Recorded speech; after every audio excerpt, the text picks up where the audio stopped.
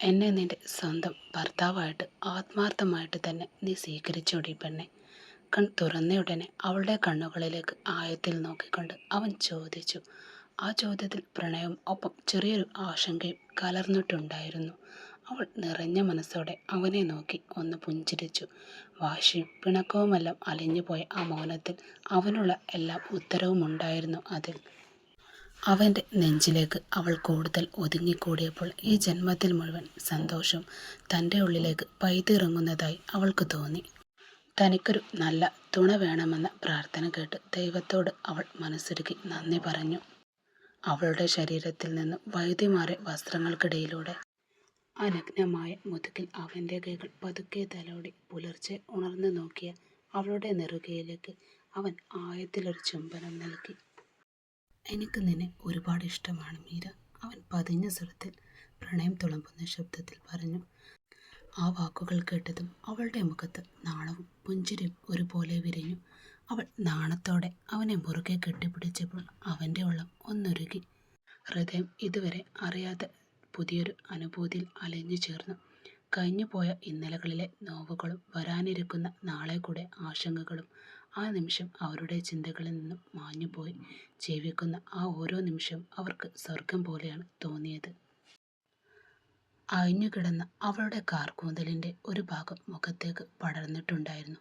അവൻ തൻ്റെ കൈകൾ ആ മുടികൾ പതുക്കെ മാറ്റി കാതിന് പുറകിലേക്ക് ഒതുക്കി വെച്ചു. നിന്റെ കവിളുകൾ നല്ല ചുവപ്പുണ്ടല്ലോടി, അവൻ കുസൃതിയോടെ പറഞ്ഞു കേട്ട് അവൾ നാണത്തോടെ മുഖം അവൻ്റെ നെഞ്ചിൽ ഒളിപ്പിച്ചു. അവളുടെ കവിളിൽ പതുക്കെ വിരലോടിക്കുമ്പോൾ അവൻ വീണ്ടും ചോദിച്ചു. സത്യമായിട്ടും നിനക്കെന്നെ ഇഷ്ടമാണോ മീര? ഒരു ചെറിയ മടിയോടെ ഭയത്തോടെയുമായിരുന്നു അവൻ്റെ ആ ചോദ്യം.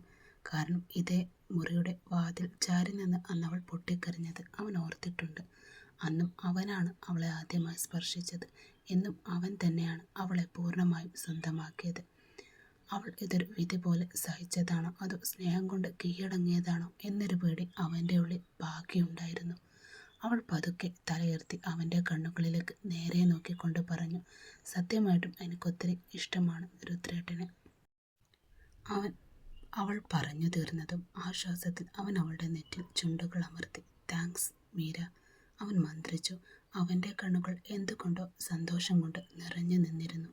അങ്ങകലെ പച്ചപ്പട്ടെടുത്ത തേയിലത്തോട്ടത്തിന് നടുവിലുള്ള ചെറിയ ഔട്ട് ഹൗസിൽ പ്രഭ ഇരിക്കുകയായിരുന്നു. തോട്ടത്തിൽ തേയില നുള്ളുന്ന തൊഴിലാളികളെ നോക്കി ആ കുടിലിൻ്റെ വാതിൽ തന്നെ ഒരു കാവൽക്കാരനെ പോലെ രക്ഷകനെ പോലെ നിൽക്കുകയാണ് ശങ്കറും.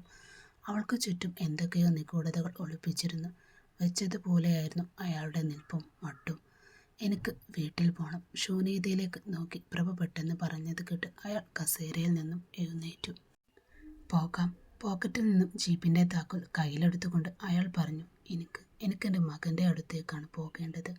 ഞാൻ പറയുന്നത് ഒന്ന് കേൾക്ക് ശങ്കർ, എനിക്ക് എൻ്റെ മോനെ അടുത്തേക്ക് പോയേ പറ്റൂ. പ്രഭ തൻ്റെ നിലപാട് ഒരിക്കൽ കൂടി അയാൾ കേൾക്കാൻ വ്യക്തമാക്കി പറഞ്ഞു. പക്ഷെ അവളുടെ വാശി ശങ്കറിൽ കടുത്ത ദേഷ്യമാണ് ഉണ്ടാക്കിയത്. അയാൾ പെട്ടെന്ന് തിരിഞ്ഞ് അവളെ കനപ്പിച്ചെന്ന് നോക്കി. സാധാരണ ആ നോട്ടത്തിൽ മുന്നിൽ ആരും ഭയന്ന് പിന്മാറും. പക്ഷെ പ്രഭ കുലുങ്ങിയില്ല. എന്നാൽ അടുത്ത നിമിഷം അവൻ തൻ്റെ തൊണ്ടയിൽ നിന്ന് പുറത്തു വന്ന വാക്കുകൾ അവളെ ശരിക്കും ഞെട്ടിച്ചു കളഞ്ഞു. അങ്ങോട്ട് നീ പോകില്ല. ഒന്നുകിൽ എൻ്റെ ശവത്തിൽ ചവിട്ടി നിനക്ക് പോകാം, അല്ലെങ്കിൽ നീ ഇവിടെ ഒരു ശവമായി കിടക്കും. ഒരു സിംഹത്തെ പോലെ അയാളും അവളോടായി ഗർജിച്ചു. അവൻ്റെ ആക്രോശം കേട്ടപ്പോൾ പ്രഭയുടെ ഉള്ളിൽ ദേഷ്യം ഇരച്ചു കയറി. എങ്കിൽ പോയി ചാവ് നീ എന്ന് ദേഷ്യത്തോടെ അവൾ ശപിച്ചുകൊണ്ട് മുറ്റത്തേക്ക് ഇറങ്ങാനാഞ്ഞവർ. എന്നാൽ കൺചിമ്മുന്ന വേഗത്തിൽ അത് സംഭവിച്ചത്. ശങ്കർ തൻ്റെ കയ്യിലിരുന്ന നാടൻ തോക്കെടുത്ത് അവളുടെ നെറ്റിക്ക് നേരെ ചൂണ്ടി. ആ കാഴ്ച കണ്ട് പ്രഭ ആകെ തരിച്ചുപോയി. അവളുടെ കൈയും കാലും ആകെ വിറക്കാനും തുടങ്ങി. വേണ്ട ശങ്കർ, ആ തോക്ക് താഴെ വെക്ക്, അവളുടെ ശബ്ദമിടറി. നീ തന്നെയല്ലടി ഇപ്പോൾ എന്നോട് ചത്തുപോകാൻ പറഞ്ഞത്? അവൻ കണ്ണുരുട്ടിക്കൊണ്ട് ചോദിച്ചു. ദേഷ്യത്തിൽ പറഞ്ഞു പോയ വാക്കുകളെടുത്ത് അവൾ നെറ്റിയിൽ കൈവച്ചു. ഭയം കൊണ്ട് നെഞ്ചിടിപ്പ് കൂടിയപ്പോൾ അത് പുറത്തു കാട്ടാതെ അവൾ അവനോട് കെഞ്ചി. അത് ഞാൻ ദേഷ്യം വന്നപ്പോൾ വെറുതെ പറഞ്ഞു പോയതാ ശങ്കർ, ദയവ് ചെയ്ത് ആ തോക്ക് മാറ്റി നീ. അവൻ തോക്ക് മാറ്റിയതും പ്രഭ വേഗത്തിൽ ഓടിച്ചെന്ന് അവൻ്റെ മുന്നിൽ നിന്നും അവൻ്റെ കവളത്ത് നോക്കി ഒരൊറ്റടി വെച്ചു കൊടുത്തു. ശബ്ദം ആ പൂമുഖത്ത് മുഴങ്ങിക്കേട്ടു. ഇങ്ങനെയുള്ള വിഡ്ഢിത്തങ്ങൾ ഇനി കാണിച്ചാലുണ്ടല്ലോ.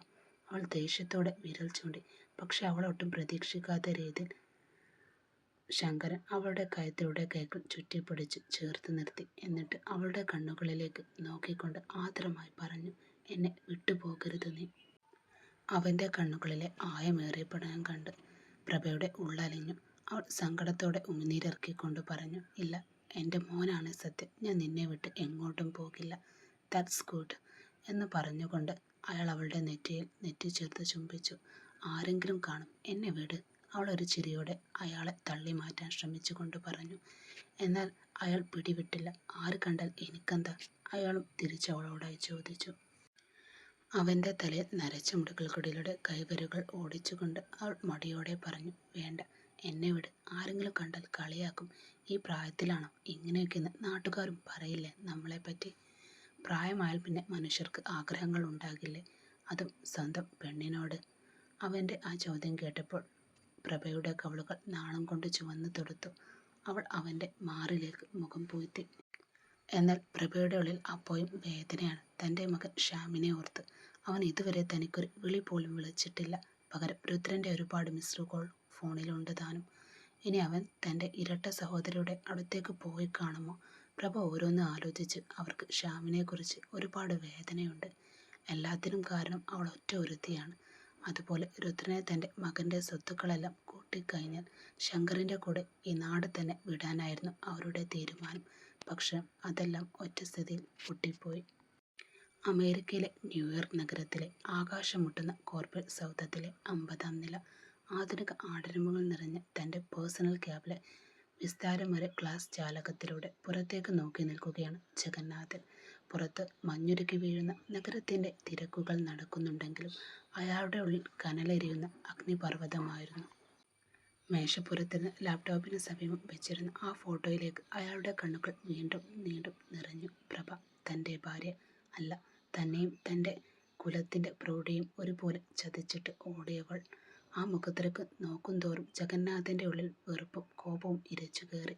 അത്രമേൽ തീക്ഷ്ണമായ ദേഷ്യത്താൽ അയാളുടെ കയ്യിലെ പേന ഒടിഞ്ഞു തൂങ്ങുന്ന അമർന്നു പോയി. എന്തിൻ്റെ കുറവായിരുന്നു അവൾക്ക് എൻ്റെ ഈ ജീവിതത്തിൽ? പണവും പ്രതാപവും അന്തസ്സും സ്നേഹവുമെല്ലാം അവളുടെ കാൽക്കൽ ഞാൻ വെച്ച് കൊടുത്തതല്ലേ? എന്നിട്ടും ഒടുവിൽ ആ ശങ്കറിൻ്റെ കൂടെ ഇറങ്ങിപ്പോകാൻ അവൾക്ക് എങ്ങനെ തോന്നി? ഒരു തമിയൻ്റെ കൂടെ. പണക്കാരനായ ജഗന്നാഥൻ്റെ നെഞ്ചിൽ ചവിട്ടിയവൾ പടിയിറങ്ങിപ്പോയിരിക്കുന്നു. അയാൾ പല്ലുകൾ ഞെരിച്ചു. തനിക്കൊരു മകനുണ്ട്, 26-27 വയസ്സുള്ള ശ്യാം എന്നൊരു മകൻ വളർന്നു നിൽക്കുന്നതെന്നൊരു ചിന്ത പോലും ആസത്തിന് ഇല്ലാതെ പോയി. അവ നാട്ടുകാരുടെയും കൂട്ടുകാരുടെയും എങ്ങനെ ഫേസ് ചെയ്യണം എന്ന ചിന്ത ആ രാക്ഷസിക്ക് ഉണ്ടായില്ല. അതോ ഇനി ഇന്ദ്രനീലത്തിലെ കോടികൾ വിലമതിക്കുന്ന സ്വത്ത് മോഹിച്ചാണോ അവളെ ഈ ചതിക്കെല്ലാം കൂട്ടുനിന്നതും? മൂഢയായ സ്ത്രീ. ഇന്ദ്രനീലത്തിലെ ആ സ്വത്തെല്ലാം അവൾക്കും അവളുടെ മകനുമുള്ളത് തന്നെയായിരുന്നല്ലോ. അത് നേടിയെടുക്കാൻ ഈ ചതിയുടെ ആവശ്യമുണ്ടായിരുന്നു അവൾക്കും. ജഗന്നാഥൻ ദീർഘമായി ശ്വാസമെടുത്തു. അയാളുടെ കണ്ണുകളിൽ വന്യമായൊരു ഭാവം തെളിഞ്ഞു വന്നു. ഇനി സങ്കടപ്പെട്ടിട്ട് കാര്യമില്ല. പ്രവൃത്തിയിലാണ് തൻ്റെ മറുപടി ഉണ്ടാകേണ്ടത്. അയാൾ വേഗത്തിൽ മേശപ്പുറത്തിരുന്ന സാറ്റലൈറ്റ് ഫോണെടുത്ത് തൻ്റെ വിശ്വസ്തയുടെ നമ്പറിലേക്ക് ഡയൽ ചെയ്തു. അപ്പുറത്ത് കോൾ കണക്റ്റായതും ജഗന്നാഥൻ്റെ ശബ്ദം ഒരു യന്ത്രം പോലെ തണുത്തുറഞ്ഞതായി മാറി. ഞാൻ പറയുന്നത് കൃത്യമായി കേൾക്കണം നീ. പ്രഭയെ ഈ ഭൂമിയുടെ ഏത് കോണിൽ കണ്ടാലും ശരി, അവളെ നിങ്ങൾ തേടിപ്പിടിച്ച് എൻ്റെ മുന്നിൽ എത്തിച്ചിരിക്കണം. എൻ്റെ മുന്നിൽ ഇനി 2 വഴികളേ ഉള്ളൂ. അയാൾ ഒരു നിമിഷം നിർത്തി ശബ്ദത്തിൽ മരണത്തിൻ്റെ തണുപ്പ് നിറച്ചുകൊണ്ട് ആജ്ഞാപിച്ചു.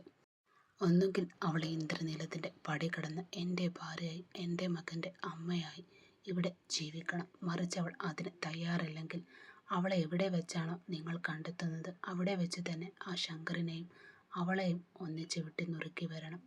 അവരിനി ഈ ഭൂമിയിൽ ജീവനോടെ ഉണ്ടാകരുത്. ഇത് എൻ്റെ അവസാനത്തെ ഉത്തരവാണ്. ഫോൺ കട്ട് ചെയ്ത് ജഗന്നാഥൻ ചാരുകസേരയിലേക്ക് അമർന്നിരുന്നു. അയാളുടെ ചുണ്ടിൽ ക്രൂരമായൊരു പുഞ്ചിരി അപ്പോൾ വിരിഞ്ഞു.